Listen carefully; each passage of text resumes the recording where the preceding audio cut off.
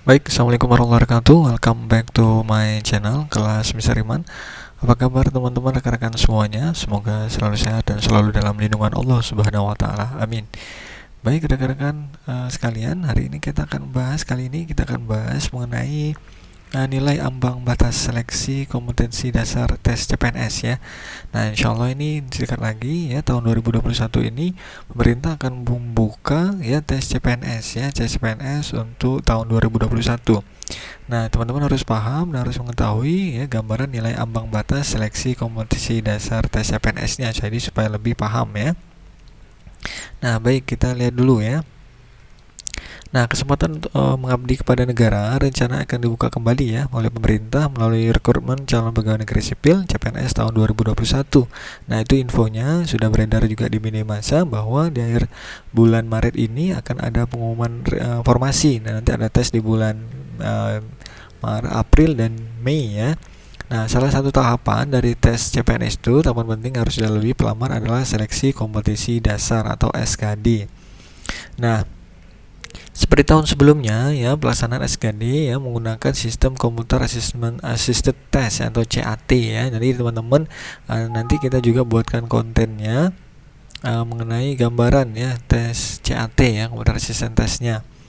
Nah, CAT ini ya, dalam SKD menggunakan CAT ini akan diberlakukan nilai ambang batas ya yang menjadi penentu kelulusan ya pelamar ke tahap seleksi kompetensi bidang atau SKB-nya. Nah,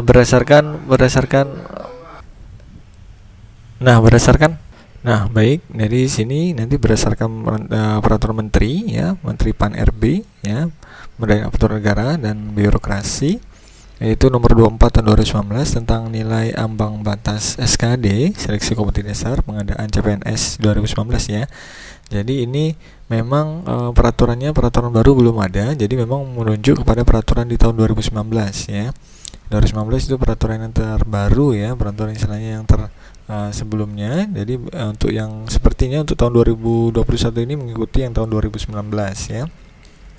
Nah, para pelamar dengan jalur formasi umum dan formasi khusus harus memenuhi passing grade ya sebanyak 126 ya untuk tes karakteristik pribadi atau TKP, kemudian 80 untuk tes intelijensi umum atau TIU ya, kemudian 65 untuk tes wawasan kebangsaan. Jadi ini passing grade-nya 126 untuk tes karakteristik pribadi, kemudian 80 untuk tes intelijensi umum, kemudian 65 untuk tes wawasan kebangsaan atau TWK-nya. Nah, jumlah soal TWK itu sebanyak 30. Nah, kemudian sementara jumlah soal TIU itu sebanyak 35, sedangkan jumlah soal TKP yakni 35 soal. Nah, biasanya ya rekan-rekan sekalian, untuk satu soal yang benar itu nilainya 5 poin ya, 5 poin. Nah, untuk setiap jawabannya salah itu tidak ada pengurangan. Biasanya seperti itu untuk aturannya. Nah, untuk sepertinya untuk tahun 2021 ini mengikuti peraturan di tahun 2019 ya. Nah, memang untuk 2021 ini belum keluar formasinya atau tentuannya, tapi sepertinya mengikuti yang tahun 2019 karena yang tahun terupdate ya. Tahun terupdate. Nah, ini passing grade-nya 126, passing grade-nya untuk TKP, 80 untuk TIU dan 65 untuk wawasan kebangsaan atau TWK-nya. Nah, jadi ini teman-teman bisa hitung sendiri berapa minimal soal yang teman-teman bisa harus jawab untuk lulus di passing grade-nya. Nah, passing grade-nya ya, misalnya di sini ya 30 kali 5 kan berarti 150 ya untuk TWK. Nah, dan TWK itu kalau teman-teman tulis semua itu 150, tapi minimal teman-teman harus benar atau di poin 126 ya. Itu ya untuk poinnya ya. Nah, nantinya peserta yang dapat mengikuti tes selanjutnya atau SKB, seleksi kompetensi bidang, adalah peserta yang memperoleh nilai passing grade tertinggi. Jadi ini nilai yang diambil adalah nilai yang paling tertinggi ya. Bila formasinya 1, maka 3 peserta dengan nilai tertinggi yang dapat mengikuti tahap selanjutnya. Jadi misalnya ada hanya aja 1 formasi, maka 3 teratas yang akan mengikuti tahap selanjutnya. Kalau ada 2 formasi berarti 6 ya. Seperti itu gambarannya. Nah, untuk kelompok soal tes CPNS ini ya, dalam SKD seleksi kompetensi dasar terdapat 3 kelompok soal, yaitu TWK tadi, tes wawasan kebangsaan, TIU tes intelijensia umum, dan tes TKP. TKP tadi apa teman-teman tahu? Iya, TKP itu adalah tes karakteristik pribadi ya. Nah, TWK dimaksudkan untuk menilai penguasaan pengetahuan dan kemampuan mengimplementasikan nasionalisme, integritas, bela negara, pilar negara, dan bahasa Indonesia. Ya, biasanya untuk TWK ya. Nanti akan kita bahas contoh-contoh soalnya di video yang akan datang ya. Insyaallah. Kemudian sementara TIU itu dimaksudkan untuk menilai ya 3 kemampuan, ya. Ini kemampuan verbal, kemampuan numerik, dan kemampuan figural ya. Verbal, numerik, dan figural.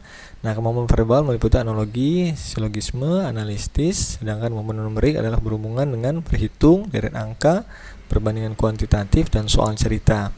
Nah, lain halnya dengan kemampuan figural, ya. Ini mengukur kemampuan individu dalam bernalar ya, melalui perbandingan 2 gambar, perbedaan beberapa gambar, dan juga pola hubungan dalam bentuk gambar. Nah, terakhir TKP ya, untuk menilai perilaku terkait pelayanan publik ya, tes karakteristik pribadi ya, untuk menilai perilaku terkait pelayanan publik ya, jejaring kerja, sosial budaya, teknologi informasi dan komunikasi, serta profesionalisme.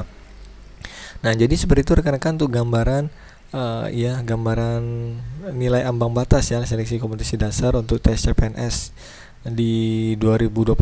Namun memang peraturan informasi update-nya belum keluar, tapi rencananya informasinya akan keluar di akhir Maret ini dan akan ada sosialisasi biasanya ya. Tapi yang pasti ini teman-teman sudah dapat gambaran ya, bahwa ternyata ada soal TWK itu 30, TIU itu ada 35, sedangkan soal TKP itu ada 35. Jadi teman-teman gambarannya passing grade-nya harus lulus sekian angkanya, atau harus sekian lulusnya gitu ya. Nah, di sini grade-nya besar sekian. Jadi masing-masing soal itu nilainya 5 ya. Jadi seperti itu rekan-rekan sekalian, semoga dapat sedikit memberikan wawasan kepada teman-teman yang akan melamar untuk CPNS tahun 2021 ini, dan semoga teman-teman semuanya dapatkan hasil yang terbaik ya. Kalaupun belum ya, insya Allah kita akan coba lagi di lain kesempatan ya, jangan berkecil hati. Baik, sukses selalu untuk teman-teman semuanya. Terima kasih atas segala perhatian, mohon atas segala kurangan. Saya akhiri, assalamualaikum warahmatullahi wabarakatuh. See you.